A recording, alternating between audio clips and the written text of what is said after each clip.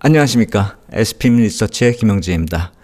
국채시장은 이제 시간과의 싸움에 진입했다. 저점은 어느 정도 만들었다. 이렇게 볼 수가 있겠죠. 그리고 주식시장 같은 경우는 이 안전자산 안정이 위험자산 강세로 이어지는 그런 경우가 종종 생기는데, 이제 자산시장이 바닥에서 턴할 때 그런 모습이 나타난다, 이렇게 말씀을 드리고 있는데, 이번에도 비슷한 모습으로 진행이 되고 있습니다. 두 시장 모두, 국채나 주식시장 모두 다 거의 크리티컬 포인트에서 살아난 그런 모습이잖아요. 그래서 이번에는 어느 정도 위험자산이 또 강세를 보일 수 있을지, 환경 요인은 어떻게 변화되고 있는지 또 이거 한번 점검을 좀 해야 될 것 같다, 이렇게 생각이 되고요. 그리고 또 하나는 연말 장세에 있어서 이 절세 전략이 항상 중요하잖아요. 나스닥에 투자한 경우는 이미 수익이 꽤 많이 났을 거라고요. 그렇다면은 해외 주식이나 또 파생상품 이런 쪽은 전략이 좀 필요할 것 같아요.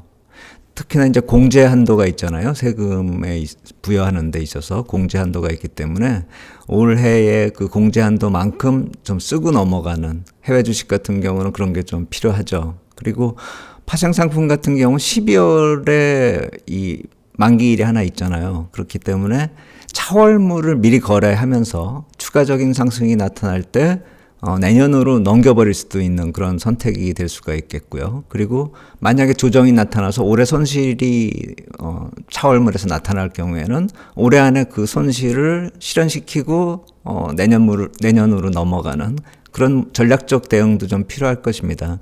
이 부분은 제가 나중에 따로 말씀을 드리겠고요. 일단 거래일수가 얼마 안 남았기 때문에 이 절세 전략에 대해서는 어느 정도 머릿속에 그림을 그리고 실전 전략은 그렇게 좀 대응하는 게 필요한 타이밍이다, 이렇게 말씀을 드리겠습니다. 그럼 국채 시장 먼저 보겠습니다. 유통금리가 박스권 하단 다시 진입한 그런 모습입니다. 지난번에 나타났었던 그 하락, 좀 급하게 내려왔었던 그 모습이요.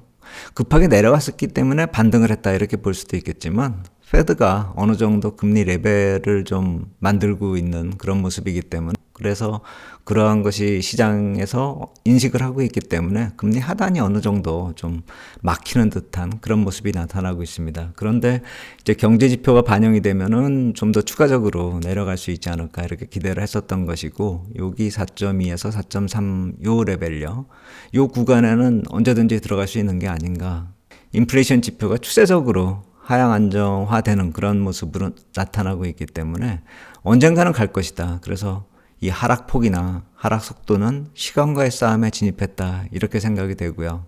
기본적으로 이 금리 상단은 확인이 됐기 때문에 여기서 금리가 다시 반등을 해가지고 올라간다 하더라도 국채 매수 전략, 이것이 유효할 것 같다, 이렇게 생각이 듭니다.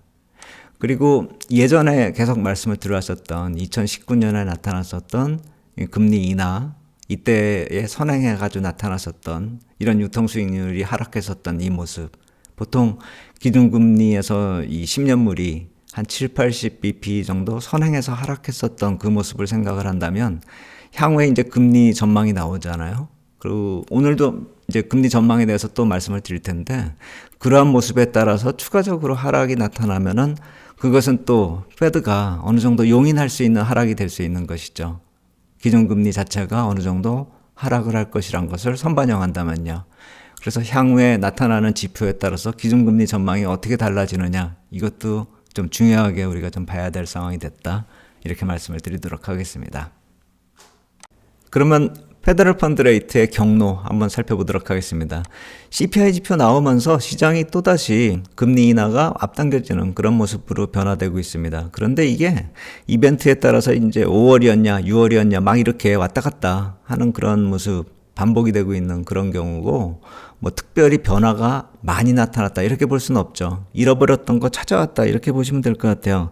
파월 의장 코멘트가 좀 안 좋게 반영이 되고, 또 입찰이 좀 부진했었던 모습 때문에 6월로 넘어갔었던 확률이 다시 넘어왔다, 이렇게 보시면 될 것 같아요.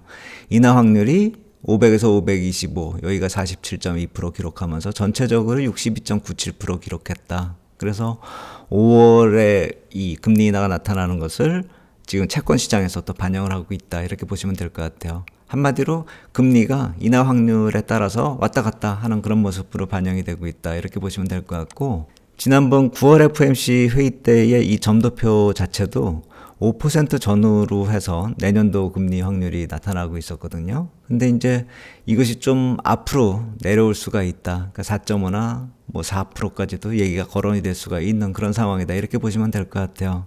근데 이제 그것이 언제 그러한 수치가 확정이 되고 시장에 어떻게 반영이 되느냐에 따라서 국채금리가 어느 정도 내려오는 그 속도하고 목표가 좀 달라질 수 있다. 이렇게 생각이 됩니다. 그래서 12월 FOMC 회의 때 이 점도표가 어떻게 변화되느냐. 그것이 내년 1분기 시장에도 어느 정도 시그널로 반영이 될 수 있다. 이렇게 생각이 됩니다.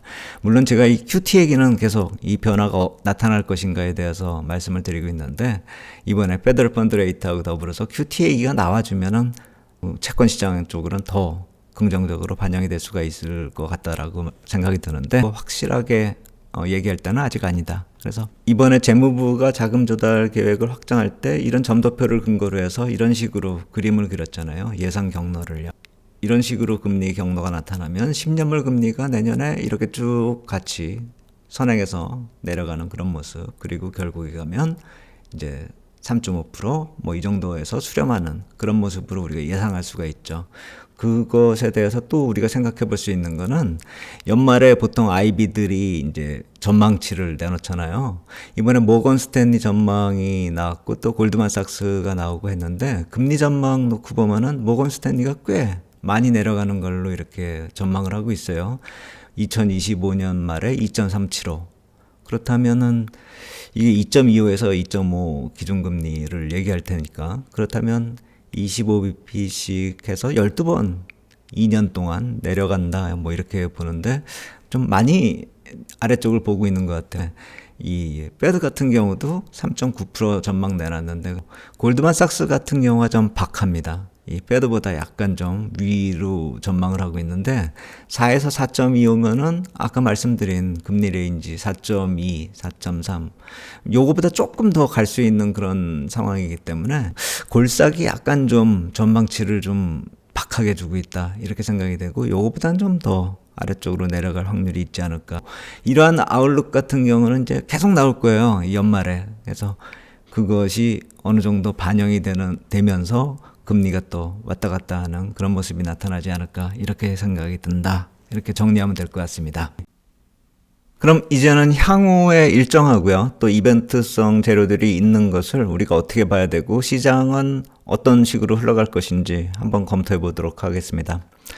보시면은 이제 일정상으로 놓고 보면은 PPI 그리고 수출입 물가 그리고 소비 지표들 그다음에 PCE 이렇게 인플레이션 관련 지표들이 계속 일정이 계속 있습니다. 15, 16, 22, 이번 달 말 중간중간에도 또 고용 지표들이 있고 해가지고 계속 시장은 금리가 왔다 갔다 하는 그런 요인들을 만들어낼 것이다 이렇게 생각이 됩니다.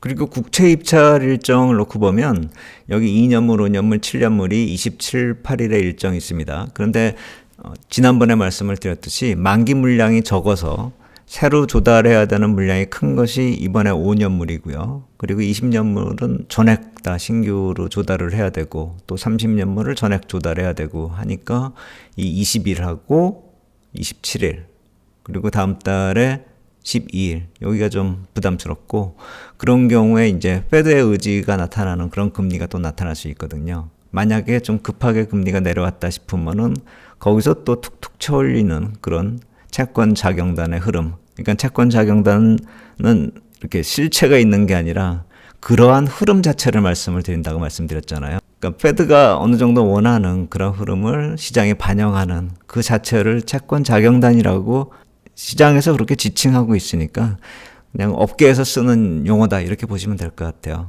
또 하나는 이러한 일정들이 11월에 인플레이션 완화 시그널이 확인됐다. 이거를 한번 우리가 호재라고 생각을 할 수가 있는 건데 이 12월에 FOMC 쪽으로 넘어가면서 이 페더럴 펀드 레이트의 경로하고 QT 쪽 이것이 2024년 1분기에 연결이 되는 그런 상황이라고 생각이 되는데 중요한 건 뭐냐면 벌써 이미 대선 시즌에 진입을 했잖아요. 그래서 예전에 제가 이 대선 때마다 나타났었던 그 흐름 시장의 흐름 이걸 다시 말씀드려야 될 것 같은데 왜냐하면은 지금 긍정적인 흐름이 나타나면서 이게 대선 때마다 나타났었던 긍정적인 흐름으로 또 이어질지를 한번 생각을 해봐야 된다는 것이죠.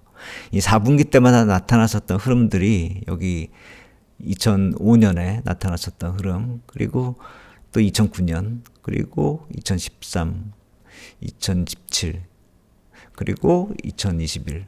뭐 이렇게 보면은 좀 안 좋았었던 경우가 2008년 같은 경우는 뭐 금융 위기가 나타났었던 때니까 당연히 안 좋았을 테고, 그거 이외에는 대선이 있었던 그 해 직전에 4분기는 좀 괜찮았었다. 그리고 대선 시즌에 들어서면은 주식시장이 좀 괜찮았었다. 자산시장 자체가 괜찮았었다. 이렇게 볼 필요가 있어 보입니다. 대선 시즌으로 들어서면 자산시장이 전반적으로 좀 괜찮았었던 모습이 나타났었던 거, 그걸 한번 우리가 생각해 볼 필요가 있어 보이고, 이번 4분기는 한 4.84%, 11월에 좀 많이 올랐잖아요. 근데 과거에 많이 오른 거 보면 12%까지도 오른 게 있기 때문에 한번 좀 더 지켜볼 필요가 있지 않을까, 이렇게 생각이 됩니다. 좀 길게 보면 내년 1분기까지 이어지는 그런 과정상에 있다, 좀 이렇게 보시면 될 것 같아요. 정리해 보겠습니다. 이 히스토리컬 레코드 보면은 계절적 요인하고 정치 일정 감안했을 때 지금 나타나는 상승이 어느 정도 연관성이 있지 않을까, 정치하고도 연관된다, 이렇게 좀 볼 필요가 있어 보이고, 인플레이션 완화될 확률은 좀 크다, 이렇게 생각이 됩니다. 이 지표들은 나올 때마다 또 다시 말씀을 드리겠는데, 인플레이션 완화 지속 가능성은 계속 점검을 해야 되겠지만 일단 지금까지 추세적으로 완화가 될 가능성이 크다라는 점 우리가 좀 생각하면서 전략 꾸릴 필요 있겠다, 이렇게 생각이 듭니다.